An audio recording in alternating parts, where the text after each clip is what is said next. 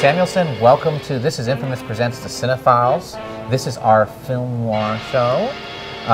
We've been talking about going back in time, and as you can see by our decor, and we're coming at you in black and white, that's just what we're doing today. We're going to be discussing 5 films that have been picked by all of us here that we think best represents this genre. So I guess we should start off with the one that started it all. They're enjoying their Manhattans, folks. Look at this. They're choking, they're gagging. That's real booze. That's not a prop, guys. Cheers, guys, to classic noir. Cheers. Yeah, there's mud in your eye. So the first film, the one that is said, it's not the first crime detective drama, but it's the one that most people point to as being the first noir, and that's John Huston's 1941 classic, The Maltese Falcon.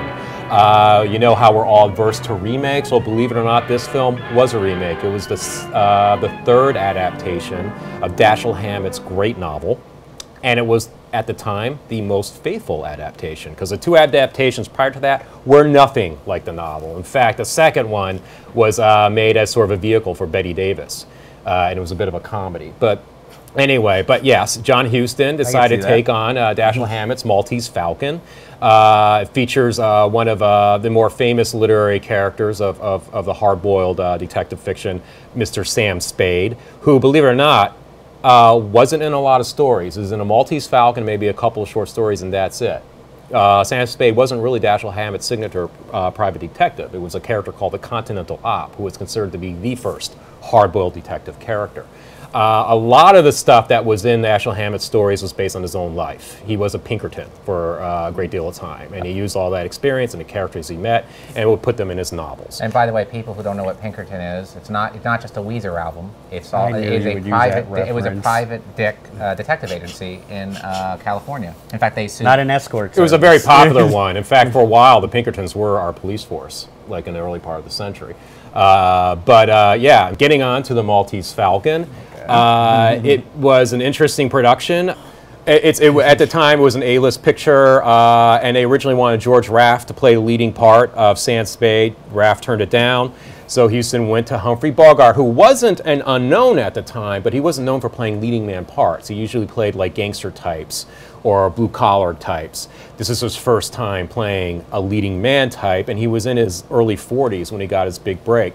Another big break was offered to an actor named Sidney Greenstreet, who became an overnight star as a result of his playing Fat Man, who's one of my favorite characters in this movie. It also introduced American audiences to Peter Lorre. Yes! Peter Lorre, and you have a wonderful performance by Mary Astor as Bridget O'Shaughnessy. So, Maltese Falcon. I love Peter Lorre, not in a love and relationship way, but I love seeing him on screen. And that's the thing about this film. I think I enjoy more the side characters more than anything else. I mean, the story is intriguing, but I'm Peter Lorre and Sidney Greenstreet. Yeah.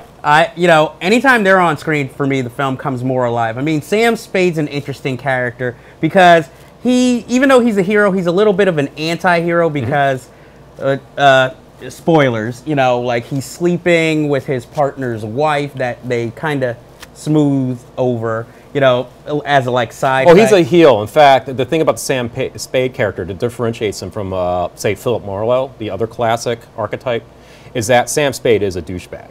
Okay. Oh, he is. He is an anti-hero, whereas Philip Marlowe is like the White Knight. Okay. But yeah, no, Sam Spade is not meant to be a sympathetic character. Okay, well, although he does have his moral boundaries. That's an unusual turn. I think at that time, you never see like a. Well, that's Hammett though. Hammett. None of his characters were perfect, and that was intentional. Here, it's it's a little more tricky, and I like I guess the game he kind of plays in the third act with the characters. The one major. This is a personal problem. This isn't a major problem with the film. Mary Astor as a femme fatale just did not do it for me. I was just like, Really? Her? Well, she wasn't meant to be. See, at the time, they hadn't established the concept of the femme fatale. You had what you had, like silent movie vamps, you know, like the Theta Bears and stuff like that. But there was no real, like, sort of template for a femme fatale. And she wasn't meant to be. She was meant to be like her whole game was to come across as like harmless and delicate and all that stuff.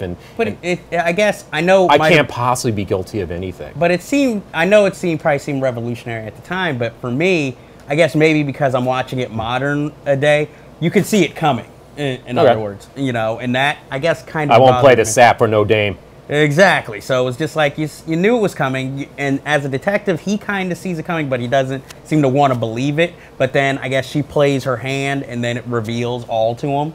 Was there anything about the film that surprised you seeing it in terms of like you've seen later film noirs, even like neo noirs, watching this early take on the whole idea? And again, it's not the first time we've seen a crime melodrama.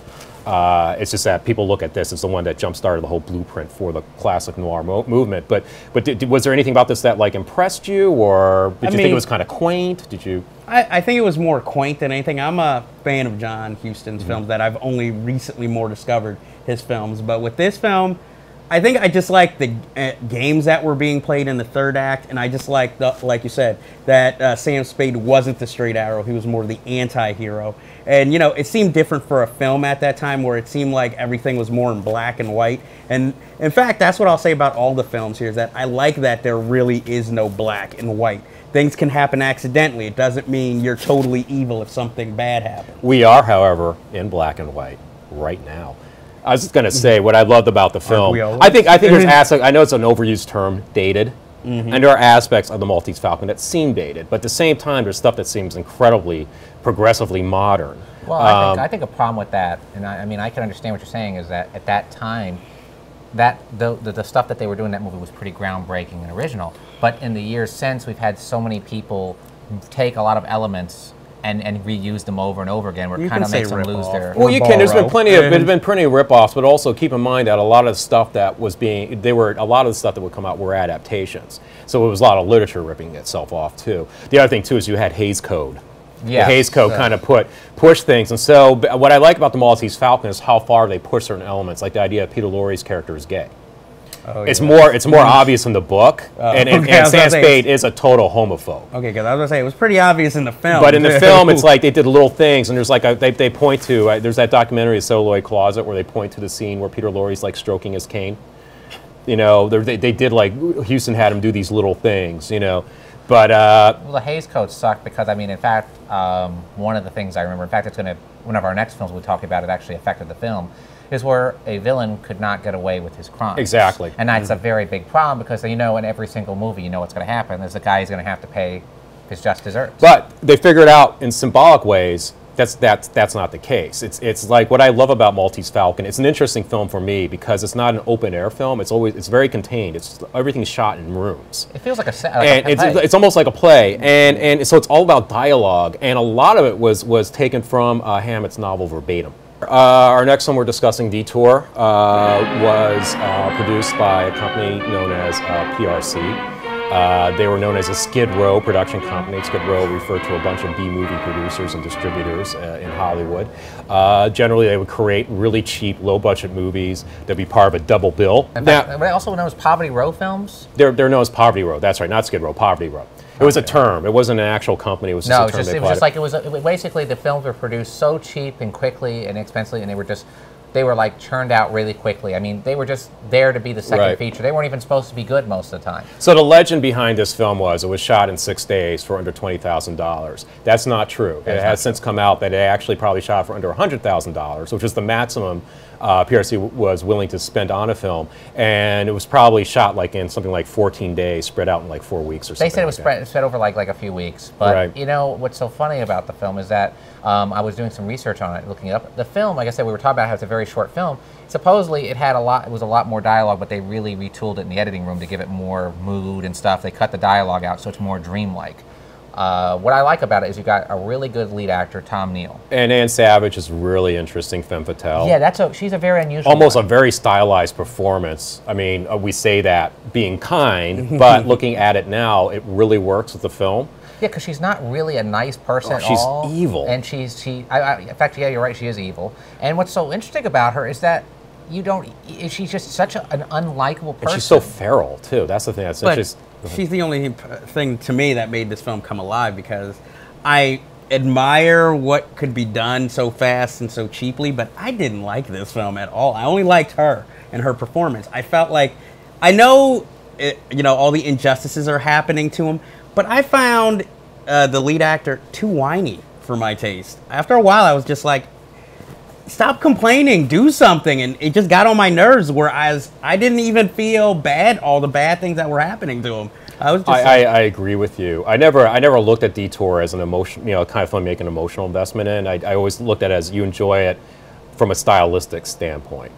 And to me, I think it's a really it's not one of my favorite noirs, but I do think it's a really interesting film considering the budget.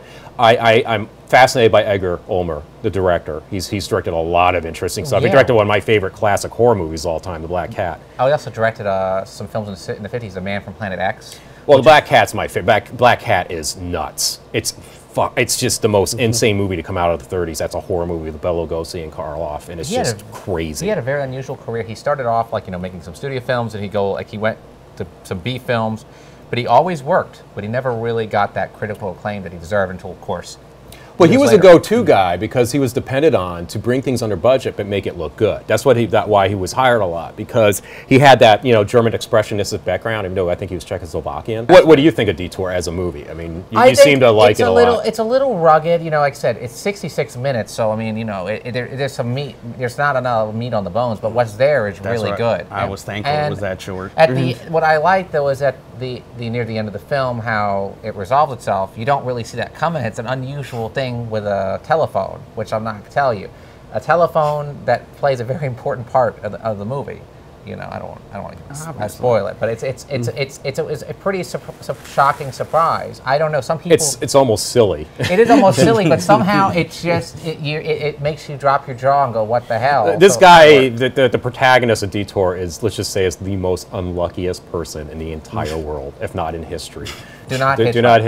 Do not hitchhike. No, ever. I like Detour. It's not perfect, but it is easily available in every public domain bin. Sadly, hopefully one day it'll get a nice release somewhere and people can see it. So the next one we're going to talk about is Billy Wilder's classic Double Indemnity, based on the James M. Cain novel. James M. Cain, who also wrote The Postman Always Rings Twice. It was as a movie and an adaptation, it was very successful. Postman Always Rings Twice. It was actually remade with Jessica Lange and Jack Nicholson. Not a very bad movie as a remake. I actually like the film. It was also made, the Italians made the film as well, and I forgot the name of it, but it's a really good movie too, the Italian version. But having said that, Cain wrote Double Indemnity. It was his ripoff off of Postman Always Rings Twice. It has a similar plot motif, crime of passion kind of drama. But Billy Wilder got his hand on the manuscript, and he absolutely loved it. He's like, he wanted to turn this into a movie. So he contacted Cain, and in a stroke of genius, Billy Wilder enlisted Raymond Chandler to write the screenplay with him. Raymond Chandler, the creator of Philip Marlowe. And apparently they didn't get along at all. It was a very contentious relationship, but Billy Wilder has also said that it was because it was contentious that what made it a great screenplay. And he told a story about how they fought like crazy over wanting to retain James M. Cain's actual dialogue from the book. Chandler kept telling Wilder, it's not going to work. It's not going to work on film. Wilder insisted to the point where he hired a bunch of actors to read the book out loud in front of Chandler. And as they were doing it, Wilder went, he's absolutely right. This isn't going to work. So they literally rewrote all the dialogue in that novel. It's all original stuff. And the story is a classic story. Walter Neff, an insurance man, hooks up with... Wait, who played Fred Walter? McMurray. Fred McMurray, but they wanted, again, George Raft I'd rather have George McMurray. Fuck George Raft. And George Raft turned it down because he thought it wasn't a cop part. He always wanted to play police detectives, and Wilder was like, no, this is not that kind of thing. McMurray was someone that Wilder eventually went to because he wanted somebody that had already a reputation for being not so much a leading man, but a light comedian, someone that you were fooled into being sympathetic with. Because up to that point, Frank McMurray did sort of like romances and comedies and stuff like that. He's never played an unsympathetic role. And McMurray was even afraid to play the part at first because he didn't know what that would do for his career. Barbara Stanwyck was his first choice, and he got her as Phyllis Dietrichson. And I love this. Oh, and of course, Edward G. Robinson. The great Edward G. Robinson. Who got paid exactly the same as the two other leads, even though he's just a supporting role. But let me say this before you go any further. While I like this film, in fact, Billy Wilder is my second favorite director of all time. Behind Kevin Smith? No, behind Martin Scorsese, smart ass. Kevin Smith, Double Indemnity. Kevin Smith is number 40. Anyway, but Jason Mewes as Walter Neff. Actually, I would pay to see that. That would be a Kevin Smith film I would see. Oh, finally, right on the verge of retirement. Yeah, I like that anklet. But anyway, the thing with this film is that I absolutely hate the lead characters. I hate them to their fiber of every being. Good performances, but I hated the characters. The only person I liked, and for me, this is when the film came alive, was whenever Edward G. Robinson was on the screen. It was like he was a preacher, and I was in his church, and he was giving just this sermon, and it was like everything came alive. This film got way more interesting than it had been. I mean, again, I like the film. I enjoy the lead performances, but for me, this film is all Edward G. Robinson. Well, there was problems with that. The Hays Codes had a serious problem with the film because it was one of the first films to actually depict the process of murdering someone, like a perfect murder kind of thing. So they thought that, morally this film is like, we can't have people watch this kind of thing. But they managed, they made a concession. They changed the ending from the novel.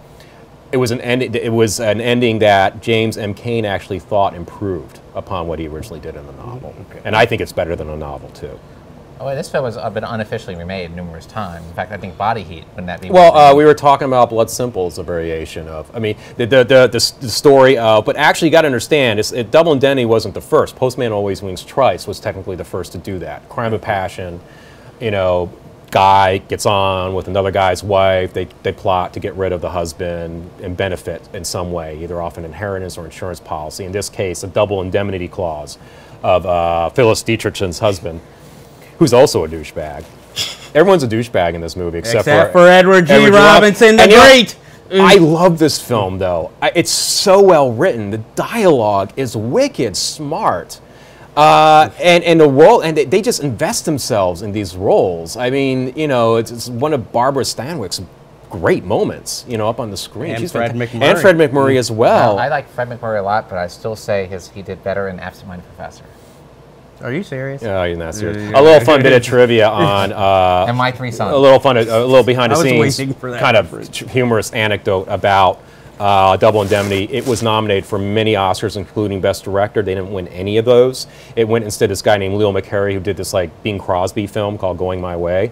And so when Leo McCarey won for Best Director, and he ran down the aisle to get his award from the podium, Billy Wilder actually stuck his foot out and tripped him.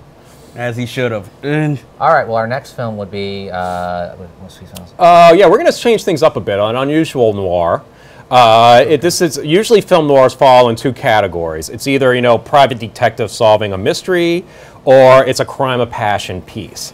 And while technically you can make the argument the next one we're going to discuss is a crime of passion piece, it's not really. It's unlike any of the noirs that come out up until that time. It's one of my favorite movies all time. It's The Sweet Smell of Success. All right, I got a lot to say about this. Yes. I've been I don't have apparently as much as you do. I do. But I was surprised that you picked this film as a noir. I could see why you picked it, but consider to the other films we're talking about, not as much on the line, it seems, as the other ones. The other ones. Oh, it's definitely a noir. Well, to me, the other films were more, life or death. This is considered a noir by all experts on noir. But to me, it's not a noir because, it looks like a noir, but it's not because Because the life and death? Because it doesn't. There's no what's the word I'm looking for? There's no plot. Consequences? There's no plot where like they're trying to like do something like secretly. And That's get away not with the it. noir. No. That's not what noir is. I don't think that. Noir is specifically about a look and a feel and something at night. It's not a crime. And it's either it is a crime noir. I don't feel it's a crime. It's noir definitely at a all. crime noir. No, I disagree. I like how you both look at I me. disagree. I disagree completely. I'm sorry. What Tony Curtis is trying to do. You mean Bernie Schwartz? Sorry, What he's trying to do is Schwartz. not criminal. I think it's just dishonest and nasty, but I don't think there's anything like Okay, I can see where he's coming from, but it is kind of criminal. It is kind of criminal. It's dishonest and not nice, but it's But not that's like something not- you're that gonna get doesn't- it's not something you get life in prison for. And, it is considered a noir, and one reason is dubbed by the cinematography of James Wong Ho, who does a phenomenal job. In fact, he's been working in Hollywood for years. I mean, he worked up until Fantastic photography. Fantastic. He was what's so unusual. He was Beautiful. he was born in China, came to America, somehow made it in the Hollywood system, which at that time, I don't know how a Chinese person could make it in Hollywood, but his talent was so good. He had so much talent, this man. He was able to make a career for himself, and he worked until the 1970s. This is beautifully shot in stark black and white. It really does capture New York City at a time that is not really seen, the show business side of it. Which It's also I thought one of my was favorite New York City movies. It's a good New York City movie. My problem is why I don't consider. I mean, I consider it a noir based on the look and the style and the shadows, but not as a crime noir because the actual crime element in this film takes up a very small part of the plot. I think it's more a commentary on tabloid journalism and PR. and PR. And what's so interesting is that this stuff that they're talking about back in the 50s is 10 times more out in the open now. This dishonesty of planting stories, like with the whole scandal with the Fox News, which with the Daily Mirror And a selling of information, especially like we had a show on about like the blogosphere, about how like a lot of people who shall remain nameless, kind of like are willing to give a good review to something because it gives them presence. Anyway, but you have this happening in this film where you have J.J. Hunsaker, played by Burt Lancaster, who is willing to be bought and sold and say great things about people if this I will go. I mean, suits his purposes. I love Burt Lancaster, and I have to say, this is one of his best performances. He is absolutely a son of a bitch. He's amazing in this. He is so good though, because he's different so from him. you hate his guts, but yet you don't hate him so much where you can't stand to watch him anymore. But you're able to sit there and watch the whole journey with him. But you despise this man. And this is Curtis's first attempt to do an unsympathetic performance too, and that had a lot of trouble. He got the film failed because all the teeny boppers and that worshipped him as an idol, refused to see the film because they didn't like that image of him. But I think he's great in it he was too. a weak link for me in the film. Well, I agree with you because I will admit, I'm not saying he gave a bad performance. This is probably one of the few performances of Tony Curtis I can actually say I liked. But I have never really been a big Tony Curtis fan as an actor. But here, I admit, I went in with reservations, but generally as the performance went on, he won me over. But, I mean, I think the problem is it's sort of like in the movie The Departed. Everybody's paying attention to Leonardo DiCaprio's performance, but no one bothers to look at like the work Matt Damon is actually putting in. So when you have Burt Lancaster as this larger-than-life character with this wit, and he's just so despicable and evil, and it's a larger-than-life performance, that's also a step away from him. You don't really notice the work Tony Curtis is really actually putting in, and he's trying. But I think maybe one of the reasons... Sidney Falco is his character. Sidney Falco, and I think one of the reasons why Edwin might not like it is because the fact that you can see Tony Curtis trying. But he doesn't. He tries as best he can. He's not Tony Curtis. I mean, I think we can all agree is not really that great of an actor. I mean, he's given a couple. I don't disagree with that. I just think Boston that in this Strangler, particular it's film, he's only. very good, and the reason why I have a couple of friends who are in that industry to this day, and they are him. And this is about they are him to a T. He is a where they have to come out with a press release or plant an article in a paper. So they'll call me some schmo and it's like, could you pretend to be this person? Just give me a quote, stuff like that. So I just put this in the piece. This happens a lot, people. So and I know who you're talking about, but I'm not going to tell you. But anyways, the point I'm trying to get to is I don't entirely disagree with you, but at the same time, considering the time and the period the film came out, and how daring it was for Curtis to take on a part like that when you consider what his career was like up to that time. I'm gonna go. It's a completely unsympathetic character. Also, the thing is, this is where I disagree with you on the film noir thing. It is in tone and style definitely a noir, but on top of that, noir deals with existential and moral dilemma, which these characters deal with. And what separates a noir from, say, a regular melodrama is whether or not these characters are willing to step over that line and embrace that immorality that becomes their fate, right? It's all about fate. It's all about existentialism, embracing the fate and stepping over that line. That's what definitely happens in this film. Sidney Falco has a choice to walk away from something, and he doesn't do it. Well, he's a, you know. And that's what's brilliant about the film as well. I would say the only weak part of the film for me, and it's just I chalk it up to the period, is the young couple thing. They were not very interesting. Yeah. They're interesting in concept as characters. They were just kind of performed kind of. Well, they were needed for the story. I Right. don't feel they really forward. had. I don't And- feel they had any. They didn't really have. But the they weren't dialogue, defined. the star of this movie is the dialogue. That's life. Get used to it. Oh, my favorite line ever, Sidney. I hate to take a bite out of you. You're a cookie filled with arsenic. My favorite scene in the movie, and talk about, it's amazing that this film is as well written as it is. There's this wonderful scene where Tony Curtis goes into an office and reads like the next day's column, and he goes to this other talent guy and convinces him to use him as a PR agent. It is so well played and written because it goes in a direction you didn't see coming. You thought he was just going there to basically take this guy and can get him before he got famous, and what he does to get him to believe in him is pretty brilliant. Jeff, what did you think of the movie? You told us about certain characters, but I mean, I don't love it as much as you do, but I respect it and I can see why it's such a beloved film. I mean, it's certainly a film I can watch again over and over, but I will admit it's just not one of my favorite films of all time, but I give it a lot of respect because, again, I love the cinematography. I like the inner workings of everything going on. It's just, the Tony Curtis does bother me in the role, but not enough that I don't like the film. Our next film is perhaps my favorite film noir of all time, and that would be Kiss Me Deadly by the very talented, wonderful director Robert Aldrich. agreed. And let me tell you, this film is unfreaking believable. It is. It's nuts. It's insane, and what's so funny is that I first saw the film, I believe it was back in the mid-'90s when it was re-released with the original ending, because it was changed. It's incendiary. Yeah, it is. What is so unusual about this film is I believe it actually started the French New Wave in some respects. Well, it really, this film that was where we went from classic noir to neo-noir. It kind of, that's where it started, folks, with this film, because this was meant to be the noir to end all noirs. And it is. Literally. It delivers every fucking Kiss Me Deadly. And I highly recommend everyone before getting it, if you haven't seen this, please stop watching us now Spoiler and buy alert. it. Yeah, we're Buy gonna have it to on spoil Blu- this You one. have to spoil it. It's on Blu-ray from Criterion, a beautiful print. Grab it as possible. Seriously, stop and watch it now. That's how much I fucking love this movie. It blew me away the first time I saw it. I heard about it. I was like, I got to see this film because I'm reading the script. It's like, okay, they keep saying this is great, but the way this is being described, it sounds awful. And so I watched it, and after I was done, I was like, holy shit! I just saw one of my favorite movies of all time. And I showed it to a lot of people. Now I showed it to Mike Foltz, who's not with us right now. He hates it.